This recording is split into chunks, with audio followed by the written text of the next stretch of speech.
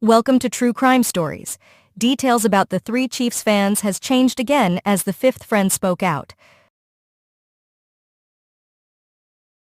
The fifth friend name is Alex Lee. Alex lawyered up, but he did an interview with Fox News. Alex said when he left Jordan's house at midnight, everyone was woke and alive watching Jeopardy! These lawyers are making things worse, because both Jordan and Alex have two conflicting stories of what they did after the party, so we know someone is lying and trying to cover up something. I believe Jordan know what happened to his friends if he not responsible for their deaths. It's a really cruel thing to withhold information from grieving families looking for answers. I believe someone possibly poisoned them by spiking their drinks with poison or drugs. We won't know anything until the toxicology tests come back, but I think there will be an arrest after the autopsy is completed. In the backyard of a Northland home, there are more inconsistencies tonight. The families now more frustrated and upset than they've been thus far. Welcome to Fox 4 News at 9. I'm Christelle Bell. And I'm John Holt. It was first on Fox 4 last night. The man who lived at the home has moved out, plus the fact that there was a fifth person at that home. Tonight, only on Fox 4, we're learning more about that night from that man and his lawyer. Fox 4's Malik Jackson, who broke the story, joins us live from police headquarters downtown. Malik, they're flat out disputing the account of what we've heard so far.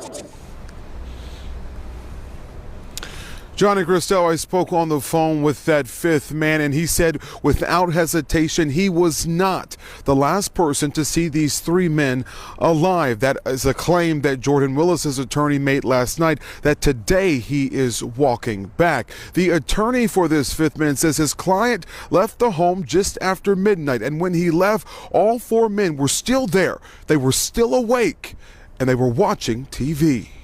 It's just cover up. Something's wrong with the picture. Jim McGinney, the uncle of Clayton McGinney, is upset, frustrated, and to this point displeased as the story of what happened on that Sunday night in the Northland gets less clear and more foggy by the day.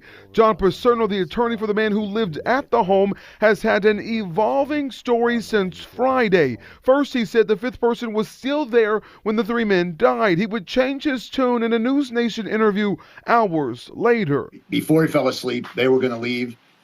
He actually escorted them to the door, said their goodbyes, opened the door. He went back on the couch and he crashed. That statement running contrary to what Paserno told us just hours before.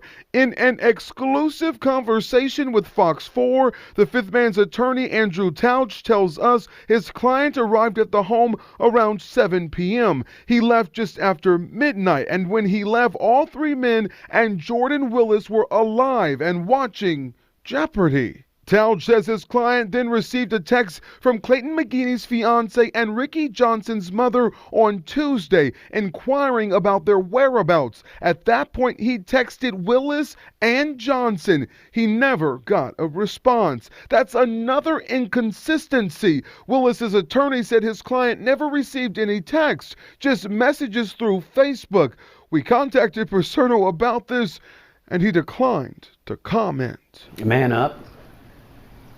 Man up. Now tell us what happened. He knows. He has to know. He's a grown man too. He has to know what happened. Tauch tells us that his client is upset and sad, and he just wants answers as to what happened to his friends. At last check, KCPD is still waiting on the medical examiner to determine a cause of death. Christelle. All right, Malik, you mentioned wanting answers. Have police interviewed this fifth person? Do you know? So we know that they made contact with him in the days after these bodies were discovered. Over the last few weeks, though, they have made contact back with KCPD, but an interview with this fifth person has still yet to be completed. And as for McGinney's family, they say since this all happened, they haven't heard a mumbling word from police. John, Christelle. All right, Malik Jackson live at KCP headquarters tonight. Thanks. This is a sad story with so many questions. The circumstances surrounding this story is very strange. It's mind-boggling that investigators have not interviewed Alex, the only other living witness besides Jordan. The amount of oddities in this situation is pretty staggering, but I will follow this story and keep you guys updated. Thank you for watching. Don't forget to like and subscribe.